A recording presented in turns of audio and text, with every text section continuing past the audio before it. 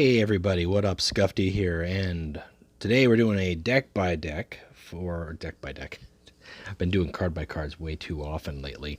We're doing a deck review, deck look at of Atesh Tarsa from the Orphans of War. So Atesh Tarsa's got a little bit of history here. One reason why I held off on doing Tarsa for a while was because he was on he was on the bad list for a while. His ability, he's got 2 energy, give survivor 1 to adjacent units for quite a while during events before he was released as a faction warlord, as well as when he was released, probably for about a month or two. He had the ability to give survivor 1 to all of your units, and that was very all of your troops, I should say, because he didn't give himself survivor 1, which was really powerful, especially late game. And if you played cards like Ornitov's Barge, Barge of the Dam, Pax Chaotica, and then given everything survivor 1 within the same energy, very abusive, very frustrating for a lot of people, especially with some of the units that you could give it survivor 2. So I put him on the shelf, and after a while, I kind of went back and started playing with him. And as you can see, I've played quite a few games with him over, I wouldn't say just over the last couple of weeks, but probably over the last 3 to 4 weeks, just on and off, just when the mood hits me. I've had a pretty fun run with him, pretty good win rate, I would say. And the deck itself is not terribly complex. So I want to kind of take a look at it and show you what I mean, show you how Atesh Tarsa plays, how you can play him if you're looking for something a little different, if you're looking for something more troopy, if you want to try a different faction and you're thinking about trying out the Orphans of War. So we'll start off, with this game versus Nemiel. Why not we do that? Now, it's been a while since I did these games, so I'm not going to be able to give you a super analysis for each turn as far as why I did what I did, just based off the hints, because I can't remember these games entirely. I do have Pirate Raid in the deck, and I think I've either changed that or it's just kind of in there as a, we'll see if this ever becomes useful. One thing that's super important to note that I found very powerful is this counterattack for the Orphans of War. It allows for this specific play on turn 1, which is fantastic. You can play a 1 energy troop, typically a Farron's Militia, and then have enough energy on your turn to give survivor to that Farron's Militia. That harkens back to Numian from the Salamanders, and that being a very problematic build for the for players who are facing Numian and the Salamanders. If you drop Farron's Militia turn 1, Numian survivors it, basically requires your opponent's warlord to attack it and have a tactic in hand to get rid of that threat. So what this card does with the counterattack is it allows your warlord to do the same thing turn 1, and in some matchups that's really going to cause problems for warlords, especially like this game here. Nemiel is not an aggressive warlord. Nemiel is aimed to bolster troops in your hand, build them up. Your opponent typically wants to be using that ability. It doesn't want to be attacking. The fact that I've thrown off his momentum and requiring him to use a very solid flanker early on in the game against a 1 energy troop, and I still haven't even played anything decent really. That's how Tarsa plays to some degree, capitalizing on your opponent being forced to deal with your troop threats, but especially using that counterattack to your advantage. So as you can see here, obviously Jubok copied a couple of troops here, but I've got the Orphans of War standbys. I've got Orus Lyric on there, but I've also got Cultist Sorcerer with their sacrifice ability, putting in play a troop, a solid 3-cost troop that if I give them survivor to, I'm then able to, use their sacrifice ability. They stay in play, I gain a troop, and so on and so forth. The Trap is another great card that I can play and give it survivor, and I actually get that effect twice because it's not destroyed. It deals 6 damage. That's important to note. If you give a trap survivor 1 and your opponent plays a troop, it takes 6 damage, it triggers the survivor, and you still have the trap on the board for them to deal with. So I like doing that. And this game here is not looking good for Nemiel, unfortunately. Typhon being able to buff himself up there. Everything's got survivor. While the Dark Angels have got a lot of frontline that they can do, And that's not a bad play. I mean, that's a pretty smart play as far as for him using that. There's really nothing else he could do. And I actually ended that game with 30 health. So, yeah. Yeah, you could say that matchup there is probably aimed to be an ideal matchup for the Tarsa player, but he's requiring on troops. Fail is a warlord who relies on troops and theoretically can have an advantage and outpace Tarsa for the simple fact that he can flank every single one of the troops that he plays, as well as generating troops turn after turn. So this warlord here, again, I don't get the counterattack, so I'm going to hold off on playing Farron's Militia until my next turn. But that's just a solid turn 1 card to be able to utilize. And because he's got a troop on the board, then it's like, do I play my troop? I'll go with the Legionary Sholta. That's a solid play. I could throw down a Farron's Militia just to bait out his Warlord, but I'm not going to. I want to... If I'm going to put a troop down, typically with Tarsa, you want to then give them Survivor. Because then what you've done is you've kept your troop alive.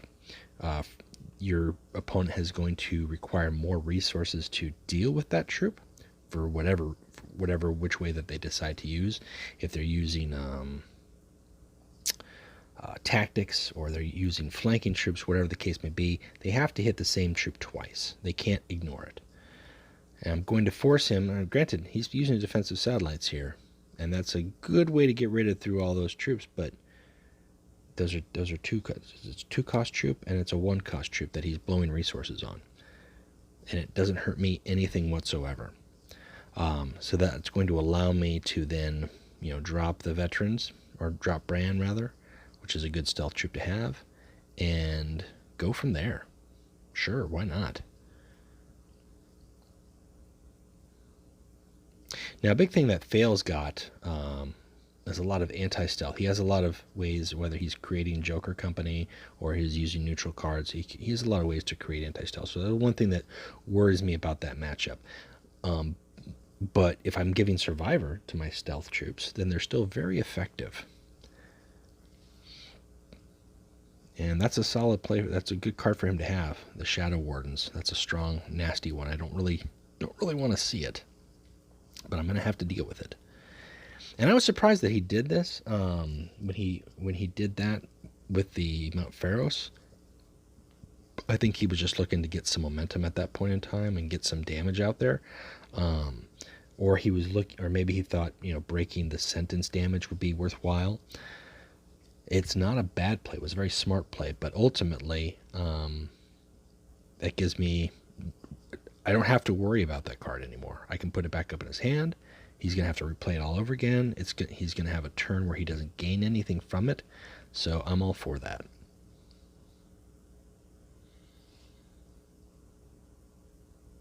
I'm not sure what that not a valid target was. Was I trying to target his Warlord? Did something happen here? Not sure if the game is getting buggy on me or not.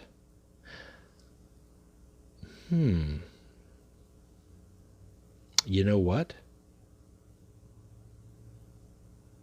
I think... I can't tell if something happened with this replay. Sometimes cards that are created by other cards cause problems. I don't think that's the case. I remember the Shadow Wardens, so I'm pretty sure that's accurate. But maybe I'm remembering a different game. Maybe the card created a different card, a different troop that he played, and that's why I'm just now seeing these errors. We're going to have to find out if this game times out. It ended up being a very close game, but it's decided by, ultimately, I think if I remember correctly, I had Barbarous Dantioch down. Yeah, see, he's throwing tactics at cards that don't exist. So something happened here within the game. I hate seeing a game that gets a replay that gets buggy. As you can see, it was a win, but it was not a Shadow Wardens. Maybe it was a Moriat Tat from the... No, it wasn't a Moriat Tat, because I would have had Sentence Apply. He had some troop there. Anyways, this whole thing is throwing me off. Let's take a look at the deck list. So the deck list for Atesh Tarsa. So what you can see here is I've got a lot of troops. This is a troop-heavy build. Atesh Tarsa being able to give survivor to those troops is big. And if you don't have enough troops to give survivor to, then you're missing out on maximizing the use of him. I've got obviously a lot of the legendaries that go with the faction, and as I said, Pirate Raid is in here for like games that go long. I've used it to some degree effectively. I think maybe in the Angron game we're going to take a look at next, I might have used it once or twice, but it's not something that I build the deck around. What I'm really building the deck around is troops that I'm going to get value out of. Whether that is they're going to give me a value by drawing heat away from my opponent, or by creating a state on the board that my opponent cannot respond to, or I've got threats that he has to deal with that can keep coming back time and time again. Everything in here is designed to be a threat after it comes out into play, but a threat also when it hits the board. It's on the board, you know I have this card, you have to deal with it. You have to waste a tactic and you're an attack, or 2 tactics to deal with this card. Maybe 3 tactics later game, and if you don't, you're going to deal with the consequences of this card. And eventually, through the course of exhausting my opponent's resources, I have cards that come out late game and kind of work to clear things out. Your opponent might hold on to a hard removal for that Cadmus Tyro, but they might be sorely tempted if they've got 2 or 3 troops on the board with very solid stats that they've got to contest, and they've got to deal with them. Maybe they just don't have any other options. So that's really the deck list. Now, why I have certain cards in here, I'll explain. First off, Escape Vent is, I have a bunch of infantry and Astartes in my deck. Giving them stealth and survivor is very nice, but it's really nice like if I hit a Marauder squad, for instance, and this is a late game example, but 6 energy, Marauder squad survives. I give them survivor, they attack for 6, I get a card, I give them Escape Vent, I now can do that a second time. Maybe I just want to use it on something like Jubak early in the game. Second turn, play Jubak, play Escape Vent. Now my opponent has got to exhaust a stealth, an anti-stealth resource just to get rid of a Jubak, because they know that on my next turn I'm going to give him survivor. Not to mention the Jubak is going to continue to generate value for me. Or, I can attack with a veteran Kyrene, give him survivor, give him stealth, and then he becomes a threat again for the next turn. I don't have 2 in the deck. I find that 1 is just enough. There's a lot of options, and it's really about using it smartly. If I put out Cadmus Tyro, and I'm playing against a Warlord who doesn't have random hard removal, and I put Escape Vent on them, that's going to lock you the game.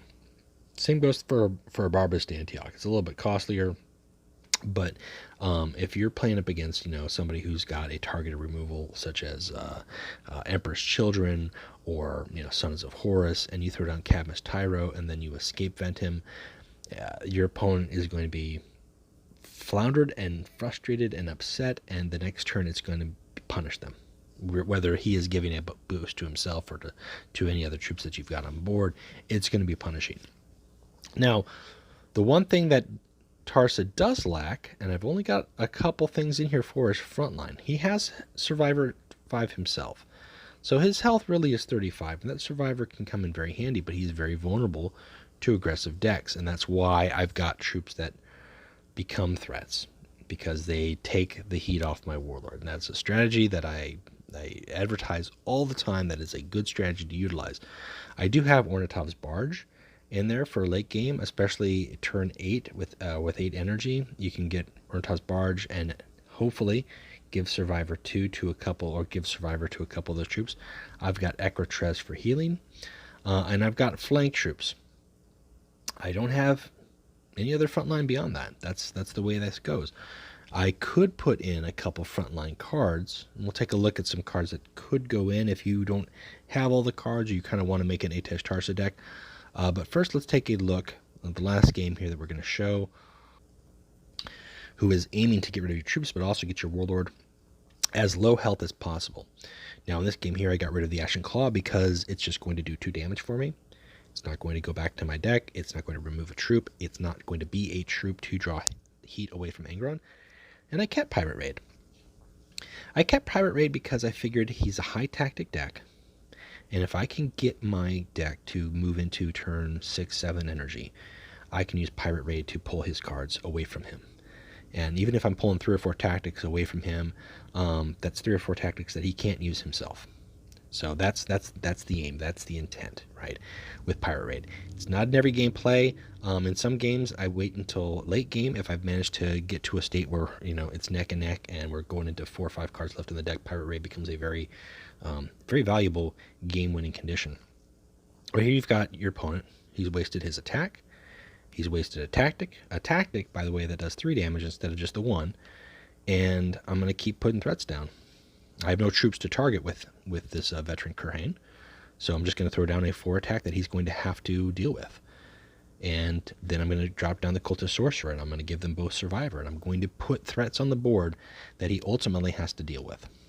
And 9 times out of 10, the Mortar Strike always hits the stealth unit. But that's okay, because we can still do what we were going to do, which is put down a troop, give it Survivor, draw the game out. And I don't know with the low health, quite frankly, if taking 5 damage on Tarsa is really what you want to take, so be it, basically. And he's blowing, he gave himself 4 attack. I think that's a strong move. He's used his counterattack, which is a very strong counterattack for the World Eaters. So we're going to go into overdrive mode. Just what we're going to do. Start pulling cards from him. Yeah, Jubok is not a threat that he can negate, and I'm surprised he didn't attack Jubok first and then use the defensive satellites. I don't know if he thought that maybe I wouldn't have as many cards to pull away from him, or that we're going to be threatening. I'm not quite sure. But a sweeping advance, it's a good steal. If I could steal with Pirate Raid and get a second one, it'd be even nicer, and I think maybe he just got tired of it at that point, realized, that's something I got to deal with. This game is not lost yet. He's got 27 health. I've got 21 health with the Survivor, so maybe he just reconsidered. It's a good reconsider. And that is not something that you want to ignore. A 9 attack troop with Survivor 1, who is copying your cards. Yeah. Yep, and I'll just steal a couple while I can, because at this point, if I can break and steal a Conqueror, then I think that's a good nab, basically. And he's seeing what I'm taking too, so he knows at this point I've stole his Void Engagement, I've stole his Sweep in Advance. I don't know if I steal a Conqueror for him though. No, I get his Yuria though. I see that he's got that. That's not going to do him any good here in this game. I don't know if he probably figures that that's probably the case.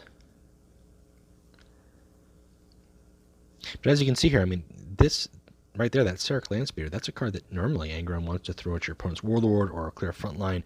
He had to throw it on just a 1 health Survivor card. Granted, that's a very powerful troop, but it's not what your Warlord wants to be doing. Especially when you're an Angron Warlord and you're exhausting those cards on non-Warlord characters. Yeah, at this point, I feel when he had to put down the area that was a good position for my game to be in. Felt comfortable there. Still dangerous when Angron is at low health. You want to be able to, kill him if you can. And I can bring him to 1 health if I played the Legionary and the Strike Invade, but that's not enough to actually do lethal. So I'm taking a gamble here and hoping he hasn't any more tactics to hurt himself. And I think he actually used the ones that he would have had in hand, his counterattack, his strike and fade. So that's good. That basically he's just bought himself a turn that he's going to have to deal with. And you just outlast and outgrind your opponent, and that's the game. So let's take a look. Let's take a look at cards that you can put in your deck with regards to the Orphans of War and the neutrals, if you don't have the cards that I've shown, or you want to try something differently. You could put in a Chiron because they've got, sneak attack theoretically on perfection. I opt not to put on Chiron, and I'll tell you why. Because they require you to get that with perfection. They gain stealth and sneak attack. Otherwise, they're just a 2/2 troop. Well, if you're putting them with perfection in play, that means you have 0 energy. And if you have 0 energy, that means you cannot use Atesh Tarsa's ability to follow up and give them Survivor. It means you have to do that on your next turn. These are a good turn 1 play, but with Tarsa, really there are a lot of good turn 1 plays that fall outside of the faction card pool. We saw Farron's Militia is a prime example of that. Legionary Sholta is a good example. Oros Lydric is as well. But if you don't have Oros, you could take a Chiron and go from there. Also, Garuda can be useful as a one-of, at least, just for the fact that it stuns something, whether that be a warlord or troop. That can be very handy. In this deck here, because I went much more focused on the troops versus tactics, I pulled away from Garuda, but it's not a bad deck to have. Also, a lot of people play with Sergeant Tagore. And as a common, this is a good card to put in here. It's got Bloodthirst. It's got Survivor already. That Bloodthirst and Survivor in conjunction with Tarsa's Survivor is really what kind of makes this kind of a good go-ahead card. Right off the bat, turn 2, he's on board. He's got 2/3. Your opponent doesn't get rid of him. Okay, on the next turn, you play a 2-drop troop. You use Tagore to attack twice, triggers his Survivor. Then you play Tarsa's ability, and he's got Survivor again, and Bloodthirst, and so forth. So he can become a very early annoyance. I also like Atharva, and I only like Atharva because he's a very cheap, easy play. In Tarsa, I wouldn't use him for his ability here. I would use him to give him precognition in the same way that I use to give, the stealth troops, right? Veteran Kirhane. If you don't have a veteran Kirhane, you could use an Atharva. If you don't have a Brand Nev, Atharva is not bad. He has some protection. He has that precognition. Your opponent can't attack him. Your troops, his fast troops and flank troops can't attack him. He has to use tactics. He's a little vulnerable, but he's not terribly vulnerable. And if you give him Survivor, you've got a 3-attack troop that can attack, that your opponent has to use tactics only to get rid of, that you can keep giving Survivor to. So Atharva is not a bad choice. Also, occasionally, Garrison Chimere, I think that's how you pronounce it. This guy's okay because he can be a wild card. If you're lower in the brackets, Mars maybe, or even Prospero, I think this is not a bad card, especially if you get Ward or Precognition. But I think your better bet is going with the Korak just as a whole as your hard removal card. But it's not a bad card. It's a 5 attack. And then Severian as a common, for the same reasons for Atharva, with that precognition. He's got better stats, just barely. He's still very targetable by Ambassador Melgator, but he becomes a 5 body that you can give Survivor to. So I wouldn't go much more high cost than that. As you can see here, the only 2 high cost, 2 or 3 cards I've got above 5 energy for troops from the faction are the Marauder Squad, Tyro, and Dantioch.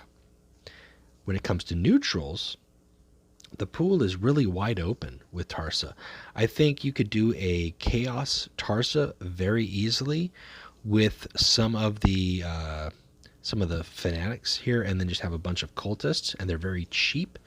So you could drop down a bunch of cheap cultists and give them, and a big thing that a lot of people do is the Horus cultists, give them Survivor. So they're attacking, you're getting Marks of Chaos in your hand, you're getting cultists in hand. It's a very popular thing to do. With Tarsa, I say popular. You may not see it often, but if you see Tarsa, that is one of those builds. Another thing, you give Survivor to the Beast of Fyra. You thought that Sergeant Tagore was one thing. Beast of Fyra can be a different thing altogether. And then I like to go into the Mechanicum, because I think Mechanicum just has a strong overall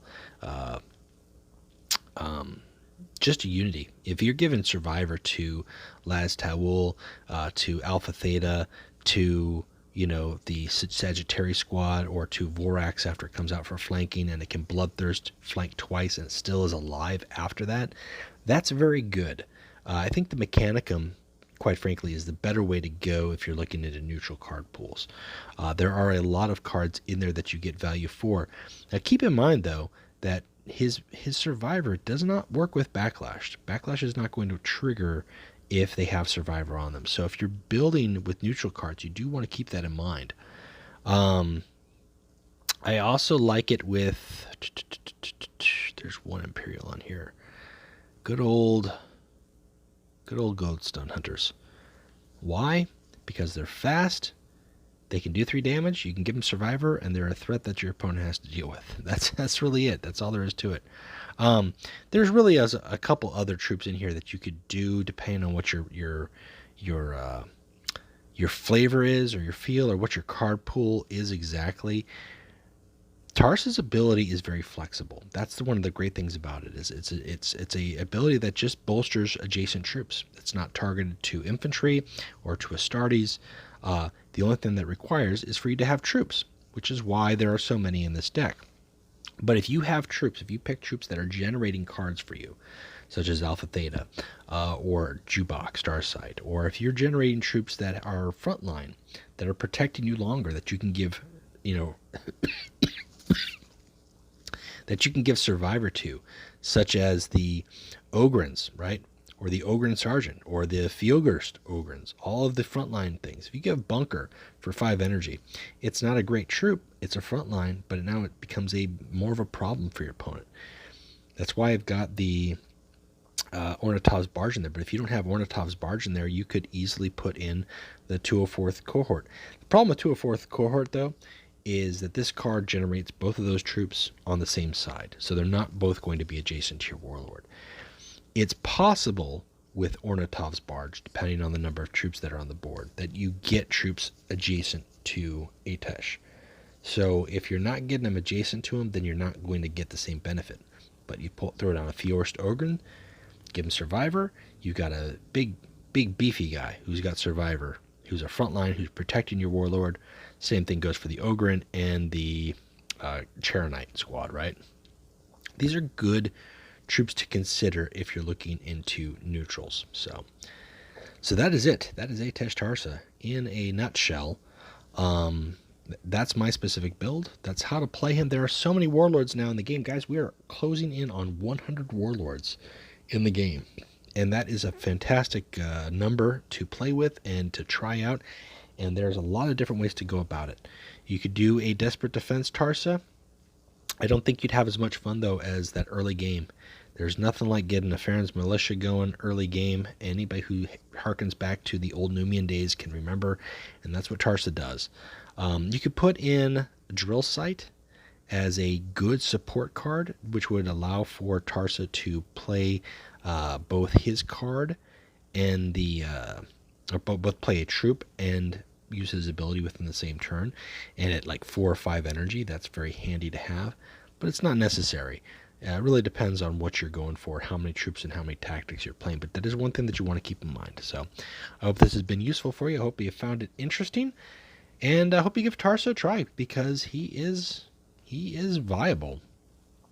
He is more viable than people want to admit, but I think a lot of folks like myself were kind of tedious or burned out, or I want to say traumatized, but we're just kind of wary of the Warlord, given how he was very dominant and very strong upon release. So that's it for me, guys. Until next time, keep playing Legions, and we'll talk to you later.